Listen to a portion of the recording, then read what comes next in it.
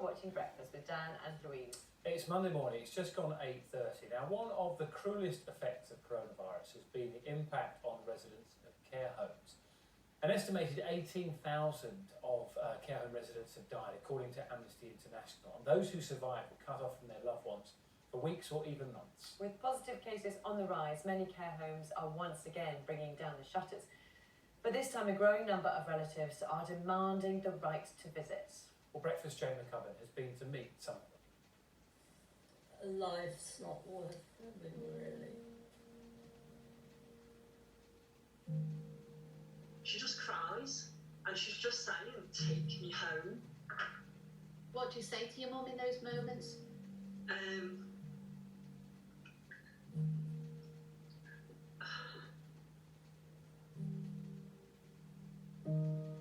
You've been broken by this, haven't you? Yes.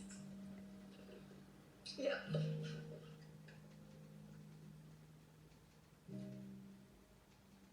Well, sometimes I'll lie to her. And I will say to her that I'm going to bring her home. With new restrictions across the UK, hundreds of thousands of people are once again separated, isolated and heartbroken. Her care home locked down at the beginning of March, and 7 months later they're still locked down. In 6 months, Nicola has seen her mother only twice on a garden visit. Now even they are again banned. She said to me the other day, I would rather die than be locked up. My mum's brother died in April. She says to me, how's Louis? He was a best friend as well as a brother. He died 6 months ago. I can't tell her that over the phone and there's nobody there to comfort her. Yeah, and how long is this going to go on for? But with a quarter of all COVID deaths in care homes, officials say this is necessary to protect people like Maggie. I don't really want protecting, thank you very much. She has survived COVID, but now faces isolation. Maggie has MS, and in window visits with her daughter, she's been able to articulate what many feel. So what do you think about these window visits? I mean, they're inhuman. And last week, Emma broke the news that even these visits now have to stop. I just feel like crying. The COVID is going in the back door and the front door is being shut to families. And how long is that going to go on? You know, for my mum, I don't know how long she's got left to live. It might be a few months, might be a few weeks, it might be 10 years. But the average life expectancy in nursing home is 2 years. It is a difficult line for care homes to walk. This home has had no COVID deaths and no visitors, as it's in an area which has had constant restrictions. We didn't lose anybody. But you're concerned that in protecting people so fully, so brilliantly from COVID, that there is another risk moving forward, that they might just lose hope. There is a risk, and it's scary because we do everything we can to replace the affection given by the family, but we are not family. But until we're certain that no one has got COVID coming into the home, it's too risky. Have you got a photo or a picture frame or anything? After 6 months facing down the threat of COVID, So Jane, this is a picture of Mum, and it was Teresa. care home residents are now fighting a new battle She looks like you. to maintain hope. Yeah, a lot of people say that. So this is George. Yeah. Giving up is seen by these families Is this one okay? as a threat as deadly as the virus itself. Perfect. He's got a PhD in nuclear physics. This is when he was still able to go out walking. He was still Steve then. Visits are now banned across much of the UK.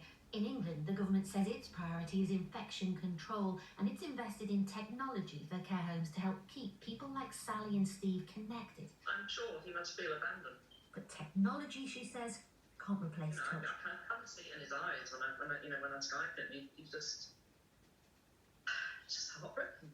Steve's in there somewhere, but without being able to cuddle him and hold his hand, he's not really understanding. There's got to be a middle ground. There's got to be a way of managing the risk. Okay, Mum, I'll see you tomorrow. All right. I love you. This is the last time Phil said goodnight to his mum before lockdown. I was told, look, we can't let you in unless it's end of life. Well, a few weeks later that happened. I got that call. He and his sister sat with Olwyn for 48 hours. She rallied, to such an extent she was considered no longer to be close to death. And because of that, their visitation rights were once again stopped. A week later, she died. It was taken away. It was taken away. And it's cruel. It's just so cruel that there's no words can express it other than that. As we approached and waved, she just literally broke down. She just kept saying it's been too long and I'm too sad. We drove home that day and we said to ourselves, why are we all accepting this situation? Yeah, why? enough is enough. We must do something. Yeah. Jenny and Diane started a petition to give key relatives the same status and access to tests as carers. Today it has over 130,000 signatures. I think it's going to get better soon. It's going to get better soon. And suddenly, I think people have reached the end of their absolute tolerance. Canada has just guaranteed that safely managed visits will be allowed, even during a care home outbreak. They've taken the last thing in life he had left, which was love. Scotland is due to make an announcement on this within days. She's not able to express herself no more. I've lost the best of her. Pressure is growing across the rest of the UK to do the same. Jamie Cubbin, BBC News. Really is hard.